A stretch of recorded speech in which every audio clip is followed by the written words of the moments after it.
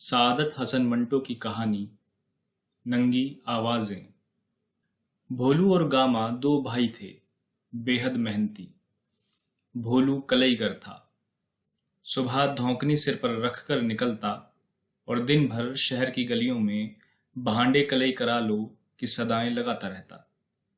शाम को घर लौटता तो इसके तहबंद के डब्ब में 3-4 रुपये का करियाना जरूर होता। गामा ख्वांचा फरोश था। उसको भी दिन भर छाबड़ी सिर पर उठाए घूमना पड़ता था। 3-4 रुपये ये भी कमा लेता था, मगर उसको शराब की लत थी। शाम को देने के भटियार खाने से खाना खाने से पहले एक पाव शराब उसे जरूर चाहिए थी। पीने के बाद वो खूब चहकता।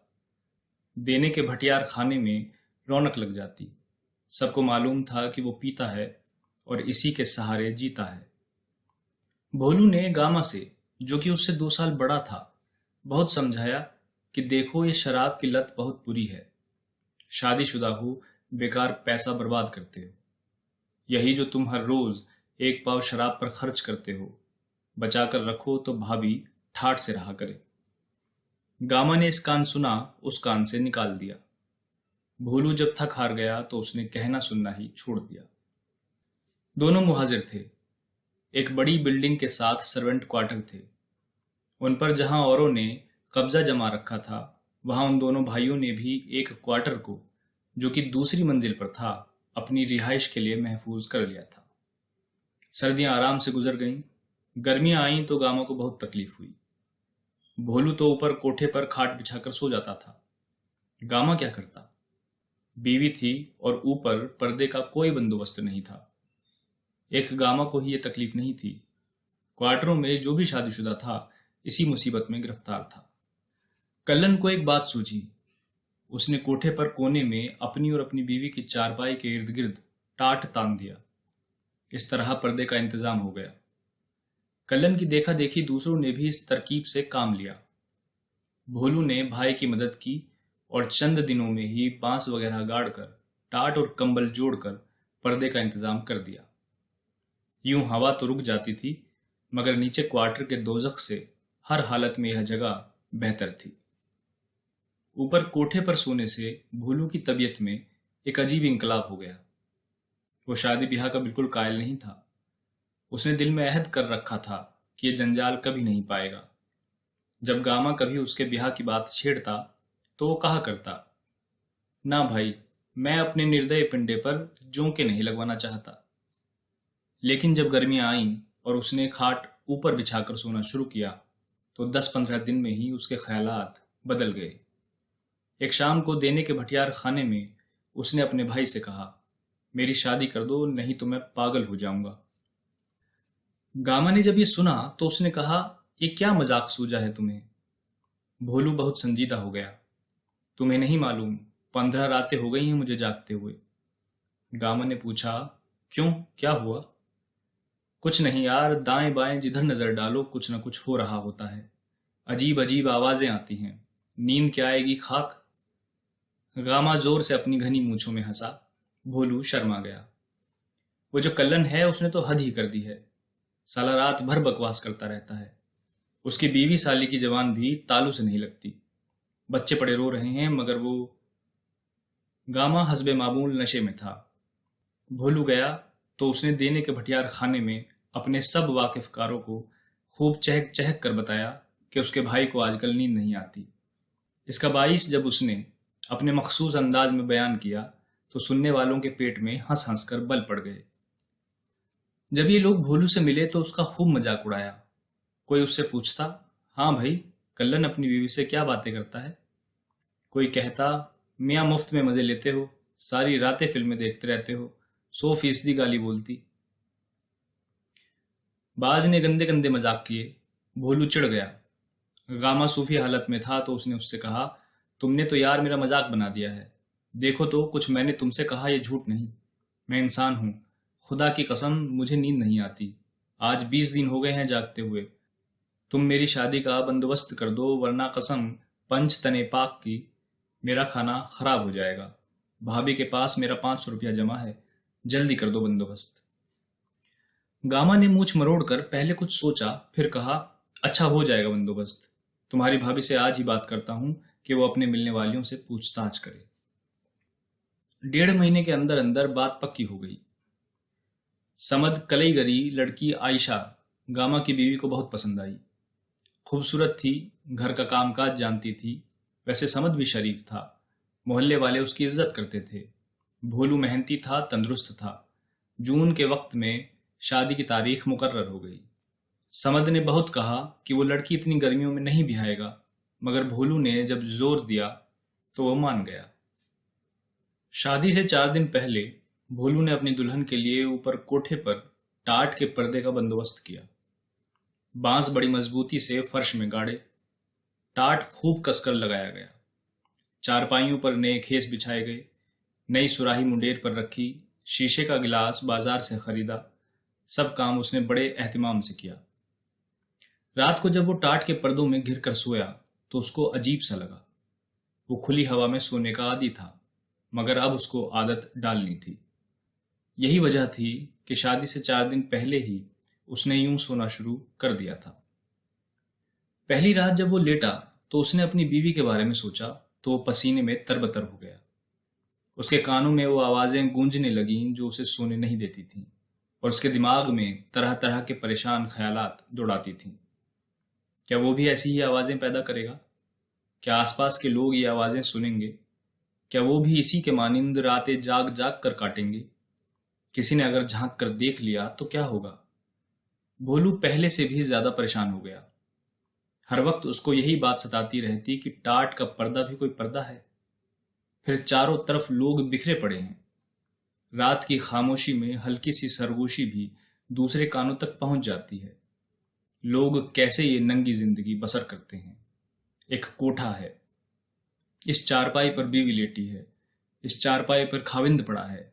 सैकड़ों आंखें, सैकड़ों कान आसपास खुले हैं। नजर न आने पर भी आदमी सब कुछ देख लेता है। हल्की सी आहट पूरी तस्वीर बनकर सामने आ जाती है। यह टाट का पर्दा क्या है? सूरज निकलता है तो उसकी रोशनी सारी चीजें बेनकाब कर देती है। वो सामने कल्लन अपनी बीवी की छातियां दबा रहा है। वो कोने में उसका भाई गामा लेटा है, तहबंद खोलकर एक तरफ पड़ा है। उधर अब 2 हलवाई की कुंवारी बेटी श्यामा का पेट छिद्रे टाट से झांक झांक कर देख रहा है। शादी का दिन आया तो भोलू का जी चाहा कि वो कहीं भाग जाए, मगर कहाँ जाता। अब तो वो जकड़ा जा चुका था। गायब हो जाता तो समद जरूर खुदकुशी कर लेता। उसकी लड़की पर जाने क्या गुजरती। जो तूफान मचता वो अलग। अच्छा जो होता है होने दो, मेरे साथी और भी तो हैं। आहिस्ता आहिस्ता आदत हो जाएगी मुझे भी। भोलू ने खुद को ढांढस दी और अपनी नई नवेली दुल्हन की डोली घर ले आया। क्वार्टरों में चहल पहल पैदा हो गई। लोगों ने भोलू और गामा को खूब मुबारकबादें दी। भोलू के जो खास दोस्त थे उन्होंने उसको छेड़ा और पहली रात के लिए कई कामयाब गुर बताए। भोलू खामोशी से सुनता रहा। उसकी भाभी ने ऊपर कोठे पर टाट के पर्दों के नीचे बिस्तर का बंदोबस्त कर दिया। गामा ने 4 मोती के बड़े बड़े हार तकिए के पास रख दिए। एक दोस्त उसके लिए जलेबियों वाला दूध ले आया। देर तक वो नीचे क्वार्टर में अपनी दुल्हन के पास बैठा रहा। वो बेचारी शर्म की मारी सर निओढ़ाए, घूंघट काढ़े सिमटी हुई थी। सख्त गर्मी थी। भोलू का नया कुर्ता उसके जिस्म के साथ चिपका हुआ था। पंखा झल रहा था, मगर हवा जैसे बिल्कुल गायब ही हो गई थी। भोलू ने पहले सोचा था कि वो ऊपर कोठे पर नहीं जाएगा, नीचे क्वार्टर में ही रात काटेगा। मगर जब गर्मी इंतहा को पहुंच गई तो वह उठा और दुल्हन से चलने को कहा। रात आधी से ज्यादा गुजर चुकी थी। तमाम क्वार्टर खामोशी में लिपटे हुए थे। भोलू को इस बात की तस्कीन थी कि सब सो रहे होंगे, कोई उसको नहीं देखेगा। चुपचाप दबे कदमों से वो अपने टाट के पर्दे के पीछे अपनी दुल्हन समेत दाखिल हो जाएगा और सुबह मुंह अधर्रे नीचे उतर जाएगा। जब वो कोठे पर पहुंचा तो बिल्कुल खामोशी थी। दुल्हन ने शर्माए हुए कदम उठाए तो पाजेब के नुकरे घुंघरू बजने लगे। एकदम भोलू ने महसूस किया कि चारों तरफ जो नींद बिखरी हुई थी चौंक कर जाग पड़ी है। चारपाइयों पर लोग करवटें बदलने लगे। खांसने खखारने की आवाजें इधर उधर उभरी। दबी दबी सरगोशियां इस तपी हुई फिजा में तैरने लगी। भोलू ने घबराकर अपनी बीवी का हाथ पकड़ा और तेजी से टाट की ओट में चला गया। दबी दबी हंसी की आवाज उसके कानों के साथ टकराई। उसकी घबराहट में इजाफा हो गया। बीवी से बात की तो पास ही खुसर पुसर शुरू हो गई। दूर कोने में जहां कल्लन की जगह थी वहां चारपाई की चुरंचू चुरंचू होने लगी। ये धीमी पड़ी तो गामा की लोहे की चारपाई बोलने लगी। इधर हलवाई की कुंवारी लड़की शादा ने 2-3 बार उठकर पानी पिया। घड़े के साथ उसका गिलास टकराता तो एक छन्नाका सा पैदा होता। खैर कसाई के लड़के की चारपाई से बार बार माचिस जलाने की आवाज आती थी। भोलू अपनी दुल्हन से कोई बात न कर सका। उसे डर था कि आसपास के खुले हुए कान फौरन उसकी बात निकल जाएंगे और सारी चारपाएं चुरचूं चुरचूं करने लगेंगी। दम साधे वो खामोश लेटा रहा। कभी कभी सहमी हुई निगाह से अपनी बीवी की तरफ देख लेता जो गठरी सी बनी दूसरी चारपाई पर लेटी थी। कुछ देर जागती रही, फिर सो गई। भोलू ने चाहा कि वो भी सो जाए, मगर उसको नींद नहीं आई। थोड़े थोड़े वक्फों के बाद उसके कानों में आवाजें आती थीं। आवाजें जो फौरन तस्वीर बनकर उसकी आंखों के सामने से गुजर जाती थीं। उसके दिल में बड़े वलवले थे, बड़ा जोश था। जब उसने शादी का इरादा किया था तो वो तमाम लज्जतें जिनसे वो नाआशना था उसके दिलो दिमाग में चक्कर लगाती रहती थीं। उसको गर्मी महसूस होती थी, बड़ी राहत बख्श गर्मी, मगर अब जैसे पहली रात से कोई दिलचस्पी ही नहीं थी। उसने रात में कई बार ये दिलचस्पी पैदा करने की कोशिश की, मगर आवाजें, वो तस्वीरें खींचने वाली आवाजें सब कुछ दरहम बरहम कर देती। वो खुद को नंगा महसूस करता, अलिफ नंगा, जिसको चारों तरफ से लोग आंखें फाड़ फाड़ कर देख रहे हैं और हंस रहे हैं। सुबह 4 बजे के करीब वो उठा। बाहर निकलकर उसने ठंडे पानी का एक गिलास पिया। कुछ सोचा, वो झिझक जो उसके दिल में बैठ गई थी उसको किसी कदर दूर किया। अब ठंडी हवा चल रही थी जो काफी तेज थी। भोलू की निगाहें कोने की तरफ मुड़ी। कल्लन का घिसा हुआ टाट हिल रहा था। वो अपनी बीवी के साथ बिल्कुल नंग धड़ंग लेटा था। भोलू को बड़ी घिन आई, साथ ही गुस्सा भी आया कि हवा ऐसे कोठों पर क्यों चलती है। चलती है तो टाटों को क्यों छेड़ती है। उसके जी में आया कि कोठे पर जितने टाट हैं सब नोच डाले और नंगा होकर नाचने लगे। भोलू नीचे उतर गया। जब काम पर निकला तो कई दोस्त मिले। सबने उससे पहले रात की सरगिजश्त पूछी। फौजे दर्जी ने उसको दूर से ही आवाज दी, क्यों उस्ताद भोलू, कैसे रहे? कहीं हमारे नाम पर बट्टा तो नहीं लगा दिया तुमने? छागे टीनसाज ने उससे बड़े राजदराना लहजे में पूछा, देखो अगर कोई गड़बड़ है तो बता दो, एक बड़ा अच्छा नुस्खा मेरे पास मौजूद है। बाले ने उसके कंधे पर जोर से धप्पा मारा। क्यों पहलवान, कैसा रहा दंगल? भोलू तो खामोश रहा। सुबह उसकी बीवी मैके चली गई। 5-6 रोज के बाद वापस आई तो भोलू को फिर इसी मुसीबत का सामना करना पड़ा। कोठे पर सोने वाले जैसे उसकी बीवी की आमद के मुंतजिर थे। चंद रातें खामोश रही थीं, लेकिन जब वो ऊपर सोए तो वही खुसर पुसर, वही चुरचूं चुरचूं, वही खांसना खखारना, वही घड़े के साथ गिलास के टकराने के छनाके, करवटों पर करवटें, दबी दबी हंसी। भोलू सारी रात अपनी चारपाई पर लेटा आसमान की तरफ देखता रहा। कभी कभी एक ठंडी आह भरकर अपनी दुल्हन को देख लेता और दिल में कुढ़ता, मुझे क्या हो गया है, ये मुझे क्या हो गया है, ये मुझे क्या हो गया है। 7 रातों तक यही होता रहा। आखिर तंग आकर भोलू ने अपनी दुल्हन को मैके भेज दिया। 20-25 दिन गुजर गए तो गामा ने भोलू से कहा, यार तुम बड़े अजीबोगरीब आदमी हो, नई नई शादी और बीवी को मैके भेज दिया। इतने दिन हो गए हैं उसे गए हुए, तुम अकेले सोते कैसे हो? भोलू ने सिर्फ इतना कहा, ठीक है। गामा ने पूछा, ठीक क्या है, जो बात है बताओ, क्या तुम्हें पसंद नहीं आई आयशा? ये बात नहीं है। ये बात नहीं है तो और क्या है? भोलू बात गोल कर गया। थोड़े ही दिनों के बाद उसके भाई ने फिर बात छेड़ी। भोलू उठकर क्वार्टर के बाहर चला गया। चारपाई पड़ी थी, उस पर बैठ गया। अंदर से उसको अपनी भाभी की आवाज सुनाई दी। वो गामा से कह रही थी, तुम जो कहते हो ना कि भोलू को आयशा पसंद नहीं, यह गलत है। गामा की आवाज आई।